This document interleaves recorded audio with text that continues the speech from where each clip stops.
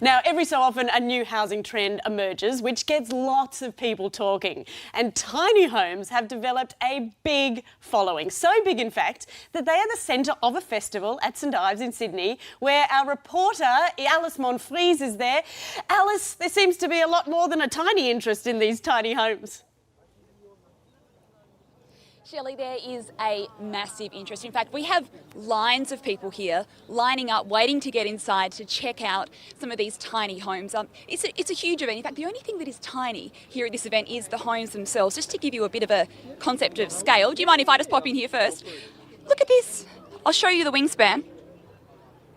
It's almost as wide as my arms are long. Absolutely tiny. And look, it's not a doll's house. It's not a centre for ants, as Derek Zoolander might ask. It is, in fact, a new trend known as tiny living. And we're here at this festival where there are dozens of tiny homes just like this for people to come and check out, and also dozens of experts.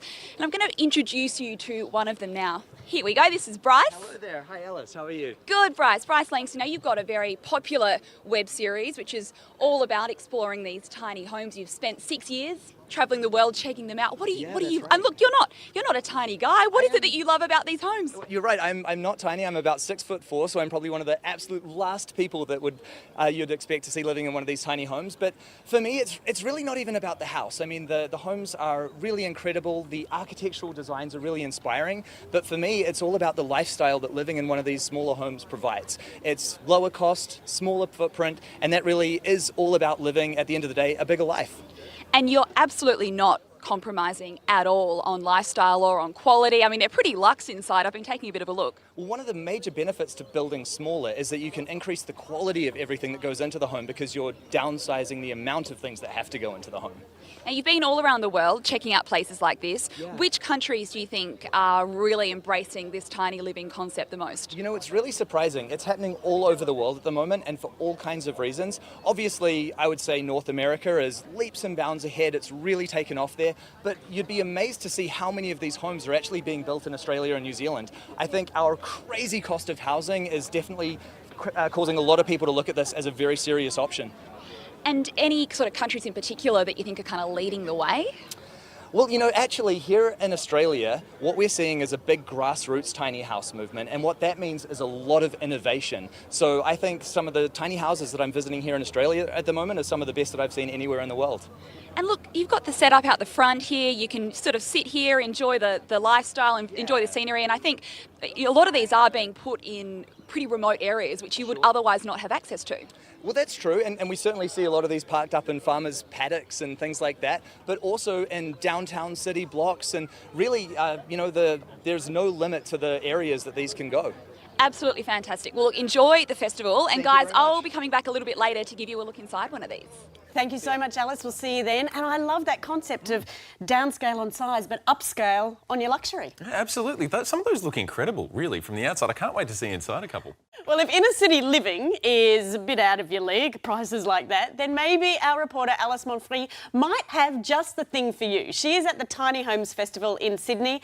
Alice, take us inside one of these, or look, you're inside. Is there enough room in there for you? Oh, Shelley, look, there is more than enough room. As promised earlier, a little look inside one of these beautiful tiny homes, and look, pretty spacious, pretty luxurious as well. Look at us just sitting here, living our best lives. It's not too early at 11 o'clock in the morning for a glass of red, is it? I don't know. I'm with Taylor Natter from Big Tiny Australia, who it's part of your business to actually dress the inside of these places up before they're taken to the various places. Talk us through how important it is to have this luxury. Well, you want your home comfort. So in a tiny house like this, you have everything that you would normally have in a normal house. We have our fridge, we have our stove, we have whatever you might need. And, you know, there's quite a number of these, not only on your farm, but across Australia. Talk us through how many. There's approximately 25 plus per state, Victoria and New South Wales, and still looking at expanding into Tasmania. Fantastic. And this one itself has got beautiful interiors. We've got the black and the white. We're going to give you a little look around now. We've got some incredible storage there under the stairs. Talk us through what we've got in the kitchen. Well, these are all custom built, so you can have any colour configuration, any stove configuration, dishwashers, washing machines, whatever you like in them. But these are predominantly set up for overnight accommodation, and you'll find most of these units are deployed into host farms where we profit share the experience with the farmer. Beautiful look inside the bathroom there. We've got the wood panelling, the great colours as well. They just look really sleek. They are. They're full-size sort of bathrooms as well, with full composting toilets, hot water systems, the whole lot. We're going to take a little look around. This is a two-storey place for a tiny home. We'll take you upstairs, and who have we got up the stairs there? Hi, girls. Hi. How are you going up there? Good. I love this house. I wish this was my room. And how's the room up there? It's really comfy, the bed, and I like the pillows. And the upstairs, how the cupboards don't look good. Well, they do look good. They look Okay. like they're painted. But looks great up there, girls. Look, plenty of room, as you can see. It's two-storey. I mean, you might not be able to quite stand up or sit up in bed there, but more than enough room and pretty luxurious and spacious here. And we've got a huge line of people waiting outside to check out this place, guys. We better let them all back in, but it's just been incredible. I think I've found a new way of living. Thanks, Alice. Thank you so much, Alice. Yeah, look, it is a new way of living. And in our climate, we should all be outdoors more. So, don't waste the space inside. Just get out there. Definitely. It's a really interesting part of the market right now.